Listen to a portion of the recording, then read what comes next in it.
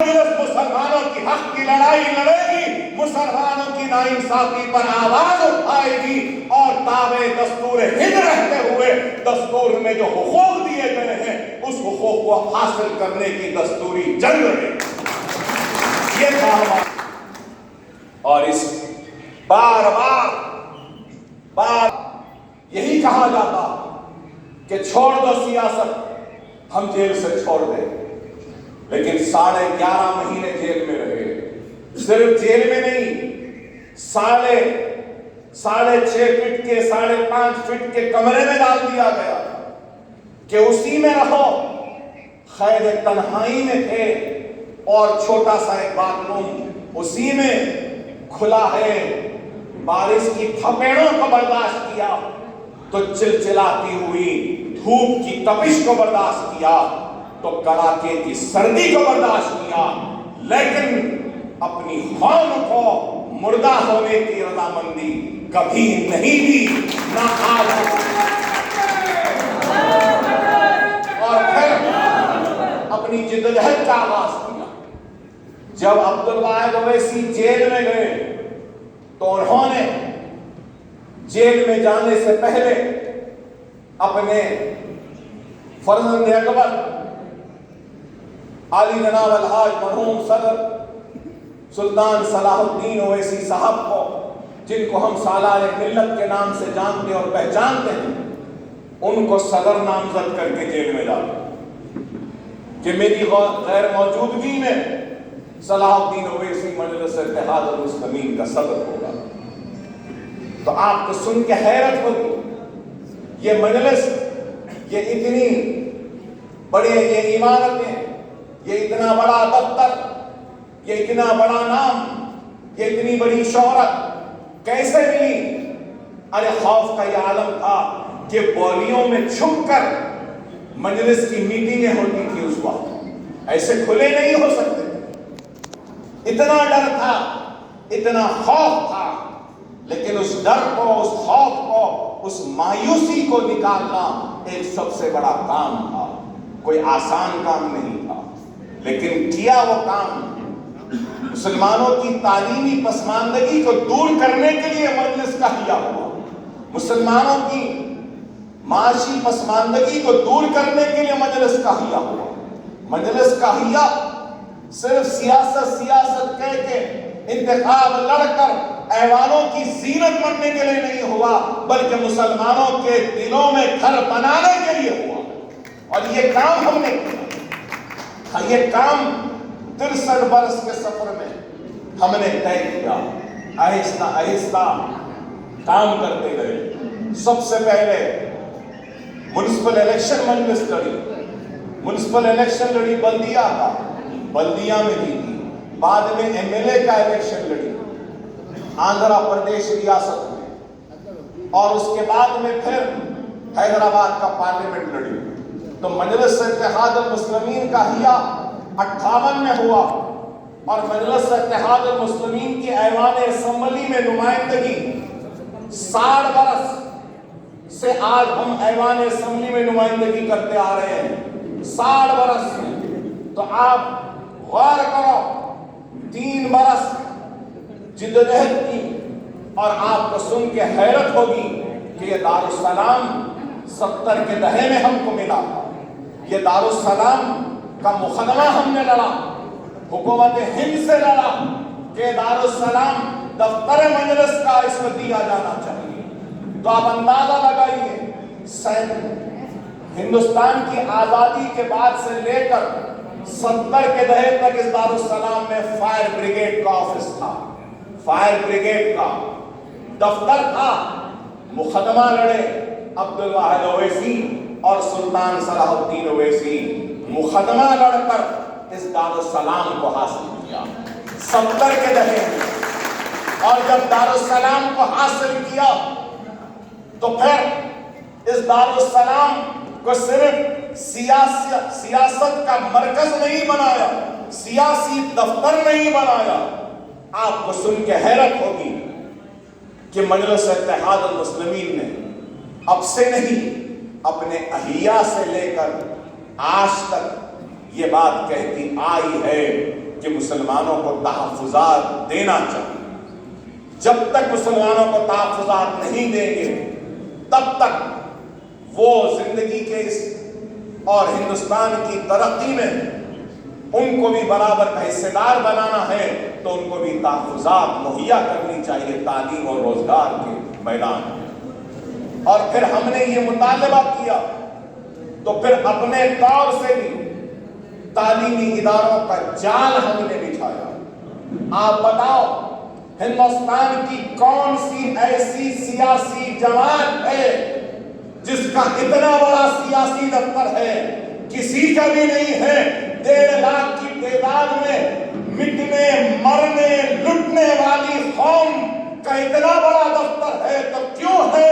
اس لیے ہے کہ ہمارے پاس عزم تھا، ہمارے پاس ارادہ تھا، ہمارے پاس جنون تھا، ہمارے پاس جذبہ تھا۔ اس لیے یاد رکھو وہ قوم اس وقت تک اپنے مقدر کو بدل نہیں سکتی جب تک کہ اس قوم میں خود اپنے آپ کو بدلنے کا احساس نہ ہو۔ اگر آپ کا احساس مر جائے تو پھر آپ کو کوئی بدل نہیں سکتا۔ آپ کا احساس زندہ رہے گا تو خود بخود آپ میں تبدیلی آئے گی۔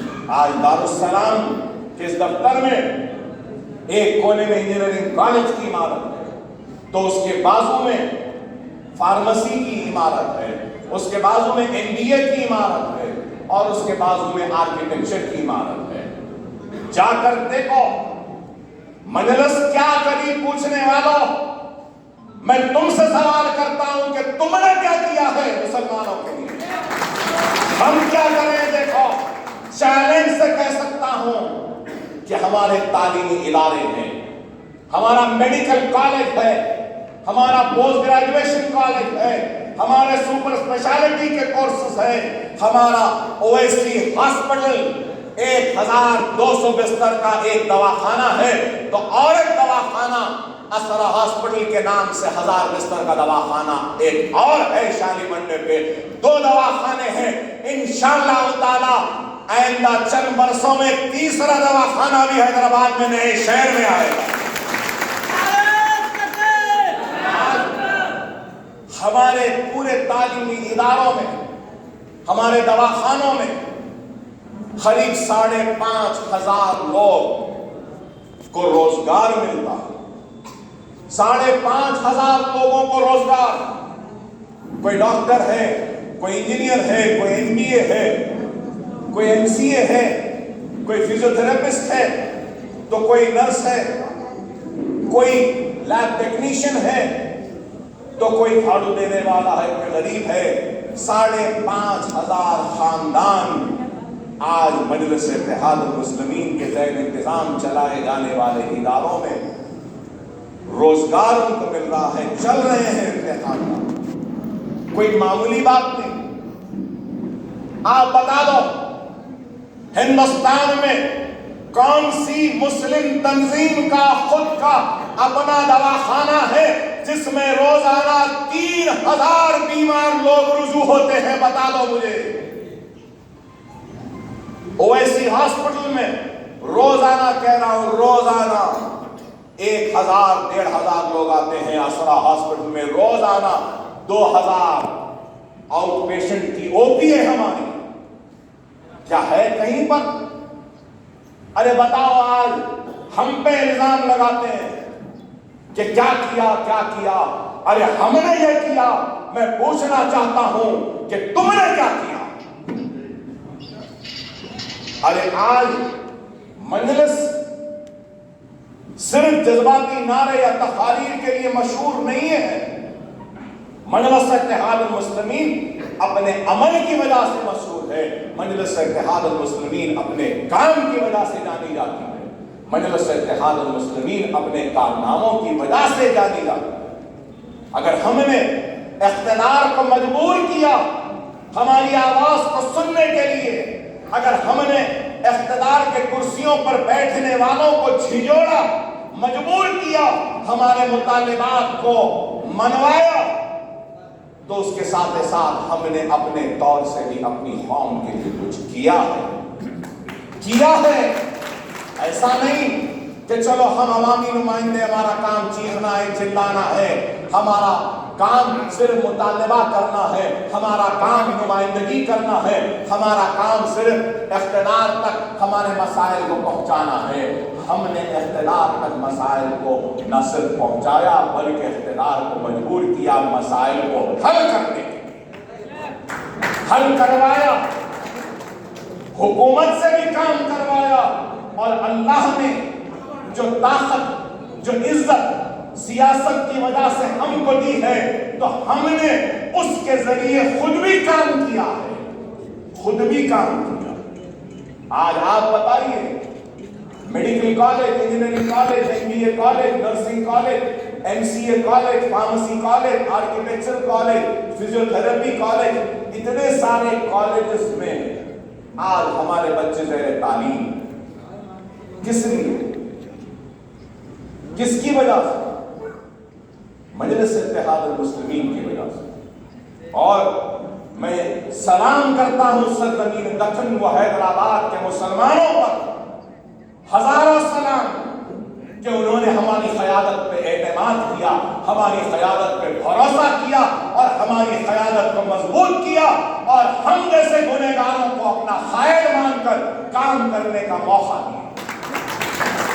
حیدرآباد کی عوام کے اتحاد کا نتیجہ ہے، ان کی دعاؤں کا نتیجہ ہے، ان کے خلوص کا نتیجہ ہے کہ کام ممکن۔ خدا کا اس بات کو سمجھو، اگر آپ کی اپنی جماعت ہوگی، اپنی قیادت ہوگی، اپنا اتحاد ہوگا، اپنی طاقت ہوگی، تو وہ دن دور نہیں کہ اتر پردیش میں بھی تمہارا اپنا دواخانہ ہوگا،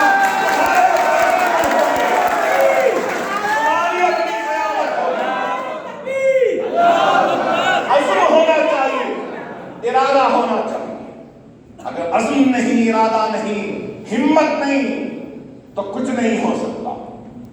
آج ہم پر الزام لگاتے ہیں کہ مجلس اتحاد المسلمین مسلمانوں کی سیاست کرے۔ ارے میں ان سے کہنا چاہتا ہوں، ان سے سوال کرنا چاہتا ہوں کہ بتاؤ، اس ملک میں ہندو بھی ہے، اس ملک میں مسلمان بھی ہے، اس ملک میں عیسائی بھی ہے، اس ملک میں سکھ بھی ہے، اس ملک میں پارسی بھی ہے، اس ملک میں کئی مذاہب کے ماننے والے ہیں، اس ملک میں SC بھی ہے، اس ملک میں ST بھی ہے، اس ملک میں BC بھی ہے، اس ملک میں برہمن بھی ہے، اس ملک میں بہت سے لوگ ہیں، لیکن اس ملک میں سب سے پچھڑا ہوا کون؟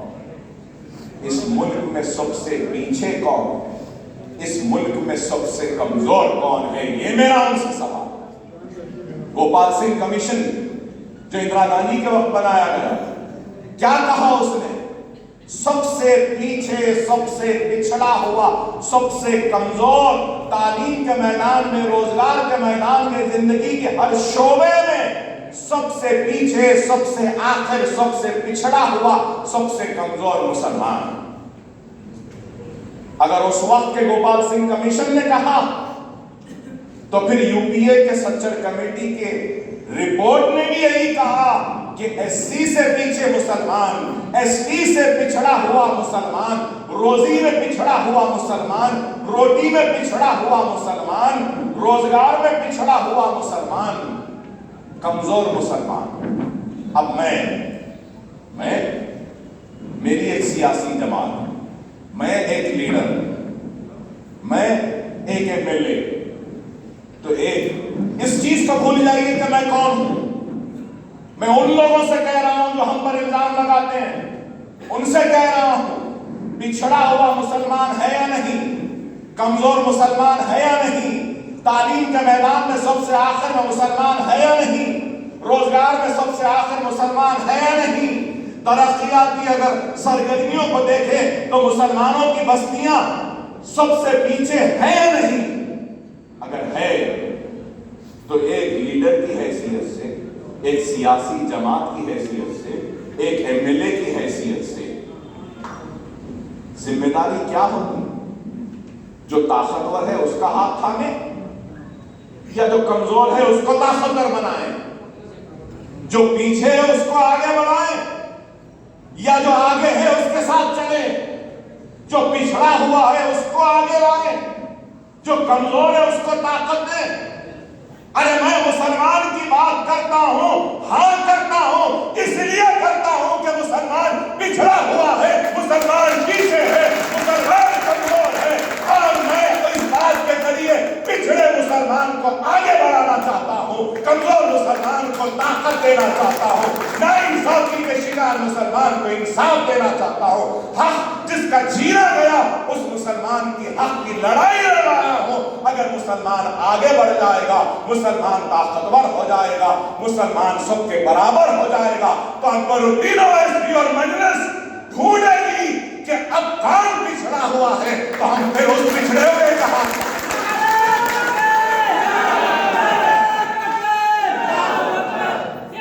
اگر مسلمان آگے بڑھ گیا، مسلمان ترقی کر گیا، مسلمان خوشحال ہو گیا، مسلمان کو روزی مل گئی، مسلمان کو روٹی مل گئی، مسلمان کو ترقی مل گئی، مسلمان کو کامیابی مل گئی، مسلمان آگے بڑھ گیا، تو پیچھے اگر کوئی ہندو بھی رہے گا تو ہم اس ہندو کا ہاتھ تھام کر اس کو بھی آگے بڑھائیں۔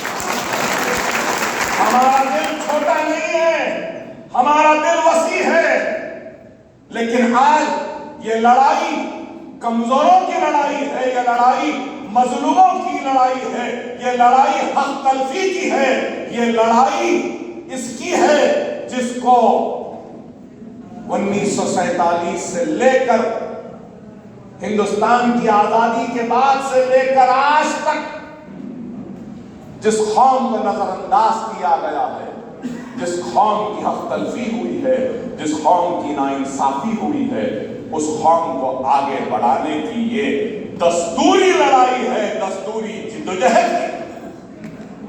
اس کا حق ہے مجھے، ہر ایک کو حق ہے اپنی آواز بلند کرنے کا، تو کیا مجھے حق نہیں اپنی آواز کو بلند کرنے کا؟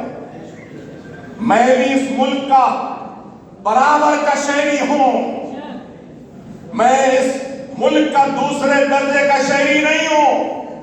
جتنا حق اس ملک پر نریندر مودی کا ہے اتنا ہی حق اکبر الدین اویسی کا بھی ہے۔ وہ اس ملک کا مالک نہیں، میں اس ملک کا غلام نہیں، میں بھی تیری طرح اس ملک کا برابر کا شہری ہوں، برابر کا حق رکھتا ہوں، کیونکہ دستور نے مجھے حق دیا۔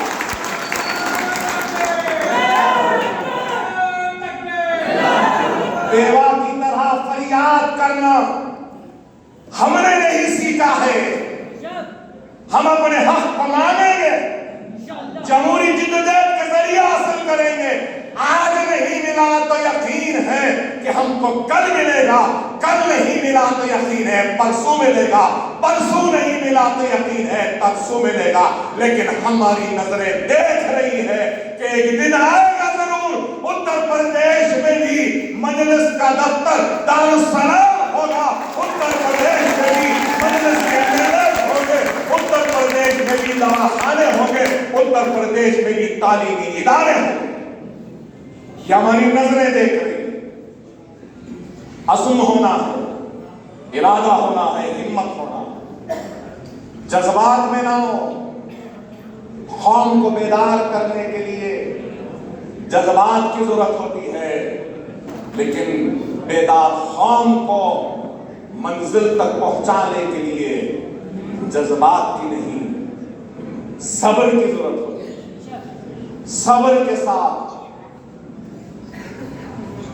آزمائش کے وقت میں آرام سے حالات کا مقابلہ کرنے کی ہم کو ایک سوچ پیدا کرنی۔ آج اگر ہمارے پاس دواخانے ہیں تو آج ہمارے شہر میں بنیادی تعلیم کے لیے اسکولز بھی، پتہ نہیں آپ کو معلوم ہے یا نہیں، میرے حلقے میں،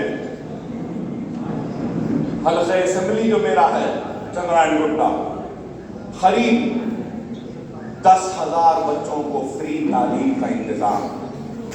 10,000 کوئی معمولی کام نہیں ہے. 10,000. بتاؤ کوئی ہے جو یہ دعویٰ کر سکتا ہے؟ آج لوگ ہم پہ الزام لگاتے ہیں. چلو ہم پہ تنقید کرنے والوں کو میں کہنا چاہتا ہوں، اپنے طور سے کچھ کرو اپنی قوم کے لیے. کرو کچھ. کریں گے تو کچھ نہیں، لیکن صرف الزام. ارے اگر ہم الزاموں کی پرواہ کرے ہوتے تو کیا آج حیدرآباد، تلنگانہ، آندھرا پردیش میں مجلس ہوتی؟ میں نے تاریخ کیوں آپ کو بتائی مجلس کی؟ میں نے مجلس کی تاریخ کیوں بتائی؟ کیونکہ آج سے 63 برس پہلے لوگ یہی کہتے تھے، کیا ضرورت مجلس کی؟ مجلس کیوں آنا چاہتی ہے؟ مجلس انتخاب کیوں لڑنا چاہتی ہے؟ مجلس کی وجہ سے وہ جیت جائیں گے، یہ جیت جائیں گے.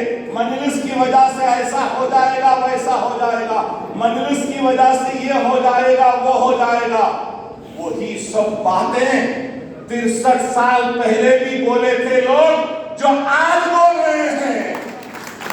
اگر 63 برس پہلے رک جاتے تو یہ دارالسلام نہیں ہوتا، یہ عمارت نہیں ہوتی، یہ دواخانے نہیں ہوتے، یہ اکبر الدین اویسی نہیں ہوتا، یہ احمد پاشا قادری نہیں ہوتے، صلاح الدین اویسی نہ ہوتا، عبد الواحد اویسی نہ ہوتے، نہ آپ یہاں پہ جمع ہوتے.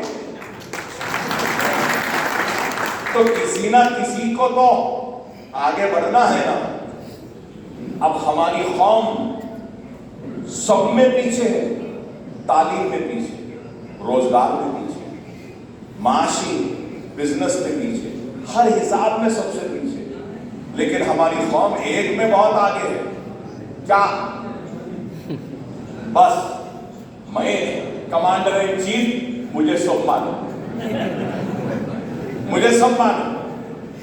چبوترے پہ بیٹھے رہتا ہے، چبوترے پہ بیٹھے رہتا ہے، آدھا گھر ننگا ہے، آدھا جسم برہنہ ہے، گھر میں روزی نہیں ہے، روٹی نہیں ہے. لیکن نہیں میاں، ایسا نہیں ہونا تھا، ویسا ہونا تھا. اس کو نہیں دینا، اس کو دینا، اس میں بہت آگے. ارے بابا آپ اپنی فکر کرو، جس کا کام وہ جانے. آپ بتاؤ سہارنپور لکڑی پہ کام کے لیے مشہور ہے نا، بہت مشہور ہے. اب آپ بولیے سہارنپور لکڑی میں نقش و نگاری کے لیے مشہور ہے. اب میں بولوں گا نہیں سہارنپور والے نقش و نگاری تم مت کرو، میں کرتا ہوں. تو نقش و نگاری اچھی ہوگی یا پوری غارت ہو جائے گی، تباہ ہو جائے گی؟ تو ویسے ہی ہے. ایک مزدور ہے، ایک صنعت کار ہے، ایک صحافی ہے، ایک کچھ اور ہے، لیکن وہ سیاستدان ہے. سیاست جس کا کام ہے اس کو سیاست کرنے دو، صنعت جس کا کام ہے اس کو صنعت کرنے دو، جس کا کام تجارت ہے اس کو تجارت کرنے دو، جس کا کام صحافت ہے اس کو صحافت کرنے دو، جس کا کام دین ہے اس کو دین کا کام کرنے دو، جس کا کام وکالت ہے اس کو وکالت کرنے دو، جس کا کام بیمارداری ہے، جس کا کام بیمار کی بیماری کو دور کرنا ہے اس کو اس کا کام کرنے دو.